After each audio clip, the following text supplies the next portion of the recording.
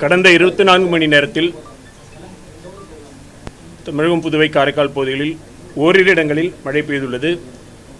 அதிகபட்சமாக சென்னையில் பெருங்குடியில் 8 சென்டிமீட்டர் மழை பதிவாகியுள்ளது. தற்பொழுது தென்மேற்கு வங்கக்கடல் பகுதியில் குறைந்த காற்றழுத்த தாழ்வு பகுதி தமிழகம் மற்றும் தெற்கு ஆந்திர கடற்கரை பகுதிகளில் அப்பால் நிலவுகிறது. இதன் காரணமாக அடுத்து வரும் 4 தினங்களுக்கு தமிழகம், புதுவை, காரைக்கால் பகுதிகளில் பொதுவாக மிதமான மழை பெய்யக்கூடும். கனமழை பொறுத்தவரையில் அடுத்து வரும் 24 மணி நேரத்திற்கு சென்னை, திருவள்ளூர், செங்கல்பட்டு மாவட்டங்களில் ஓரிடங்களில் கன முதல் மிக கனமழையும், டெல்டா மாவட்டங்கள் புதுவை, கடலூர், விழுப்புரம் ஆகிய மாவட்டங்களில் ஓரிரு இடங்களில் கனமழை பெய்யக்கூடும்.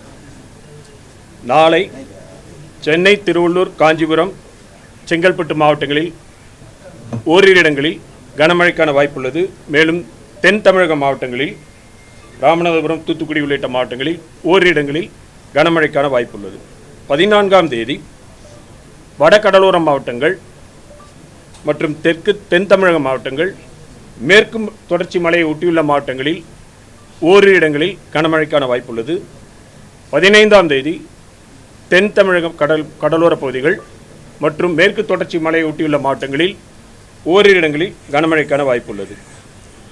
மீனவர்களுக்கான எச்சரிக்கையை பொறுத்தவரையில் தென்மேற்கு வங்கக்கடல், குமரிக்கடல், மன்னார் வளைகுடா, தமிழக கடற்கரை பகுதிகள், தெற்கு ஆந்திர கடற்கரை பகுதிகளில் இன்றும் நாளையும் சூறாவளி காற்றானது மணிக்கு 35 முதல் 45 கிலோமீட்டர் வேகத்தில், அவ்வப்பொழுது 55 கிலோமீட்டர் வேகத்தில் வீசக்கூடும் என்பதால் மீனவர்கள் இந்த பகுதிகளுக்கு அடுத்து வரும் 2 தினங்களுக்கு செல்ல வேண்டாம் என்று அறிவுறுத்தப்படுகிறார்கள்.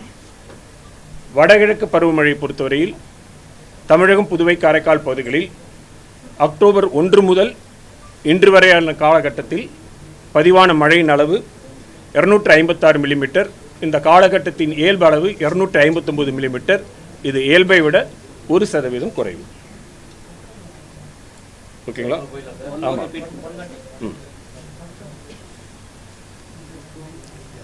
கடந்த 24 மணி நேரத்தில் தமிழகம், புதுவை, காரைக்கால் பகுதிகளில் ஓரிரு இடங்களில் மழை பெய்துள்ளது. அதிகபட்சமாக சென்னை மாவட்டத்தை பொறுத்தவரையில் சென்னையில் பெருங்குடியில் 8 சென்டிமீட்டர் மழை பதிவாகியுள்ளது.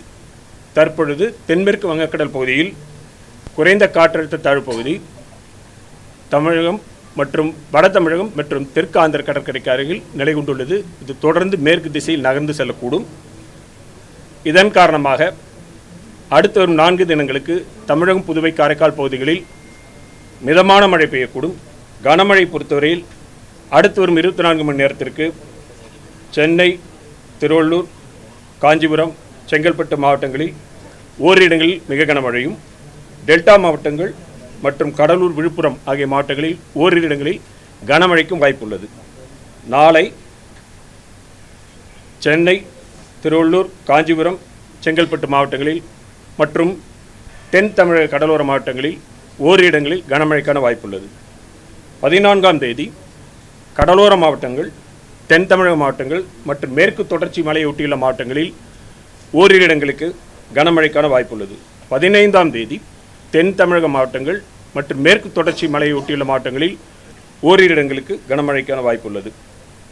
மீனவர்களுக்கான எச்சரிக்கையை பொறுத்தவரையில் தென்மேற்கு வங்கக்கடல், குமரிக்கடல், மன்னார் வளைகுடா, தமிழக கடற்கரை பகுதிகள் மற்றும் தெற்கு ஆந்திர கடற்கரை பகுதிகளில் சூறாவளி காற்றானது மணிக்கு 35 முதல் 45 கிலோமீட்டர் வேகத்திலும், அவ்வப்பொழுது 55 கிலோமீட்டர் வேகத்திலும் அடுத்து வரும் 2 தினங்களுக்கு வீசக்கூடும் என்பதால் மீனவர்கள் இந்த பகுதிகளுக்கு செல்ல வேண்டாம் என்று அறிவுறுத்தப்படுகிறார்கள். வடகிழக்கு பருவமழை பொறுத்தவரையில் தமிழகம், புதுவை, காரைக்கால் பகுதிகளில் கடந்த அக்டோபர் 1 முதல் இன்று வரையிலான காலகட்டத்தில் பதிவான மழையின் அளவு 256 மில்லிமீட்டர். இந்த காலகட்டத்தின் இயல்பு அளவு 259 மில்லிமீட்டர். இது இயல்பை விட 1% குறைவு. ஓகேங்களா? வாய்ப்பு எதுவும் கிடையாது. இது ஏற்கனவே கடற்கரை அருகில் தான் இருக்குது. இது வீக் ஃபீபிள் சிஸ்டம் தான். மெதுவாக நடந்து நம்ம இது பகுதி கடந்து செல்லும். குறிப்பிட்ட நேரம்னு அதாவது 6 மணி 9 மணி அப்படி இல்லை. இது வீக் சிஸ்டம். இது கடந்து போகும்பொழுது வாய்ப்புகளை நம்ம சொல்லியிருக்கிறோம். அவ்வளோதான்.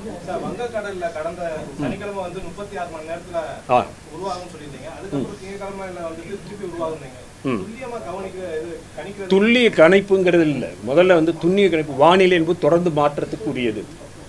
வங்கக்கடல் 7, 8, 9 தேதிகளில் பார்த்தீங்கன்னா வங்கக்கடலுடைய வடபகுதிக்கும் தென்பகுதிக்கும் இடையில்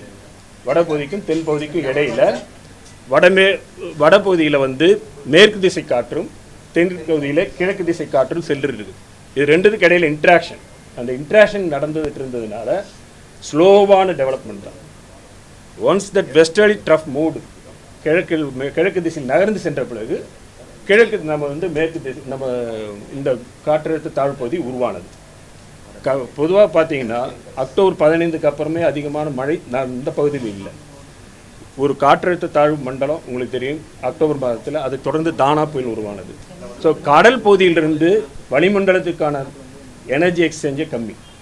அதை தவிர எம்ஜேஓ என்று சொல்லக்கூடிய நிகழ்வுகளோ இல்லை கிழக்கிலிருந்து மேற்காக நகர்ந்து செல்லக்கூடிய ராஸ்பி வேவ்ஸோ எதுவுமே இல்லாத நிலை.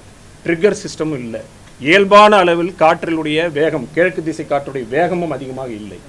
அந்த மாதிரி காரண காட்டுறதுல வந்து குறைவான முறையாக இருந்தது. இதை தவிர்த்து வெஸ்டர்லி சிஸ்டத்தோட இன்ட்ராக்ஷன் ரொம்ப லோ லேட்டிடியூட் வரைக்கும் வந்ததுனால வெஸ்ட்டுக்கும் ஈஸ்ட்டுக்கும் நம்ம போட்டிருக்கோம் 2 இது பார்த்துருக்கீங்க. இது 2க்கும் இன்ட்ராக்ஷன் இருந்த காரணத்தினால வெரி டிலே ஆனது. ஒன்ஸ் வெஸ்டர்லி சிஸ்டம் கிழக்கில் நகர்ந்து பிறகு நம்ம சிஸ்டம் அந்த மாதிரி இல்லை. இந்த இப்போ இருக்கக்கூடிய இந்த மாதிரி மழை நிலை வரும். அறிஞ்சு ஒரே ஒரு நாளைக்கு நம்ம இது பண்ணியிருக்கோம். எல்லா பகுதியிலும் இருக்குன்னு சொல்ல முடியாது.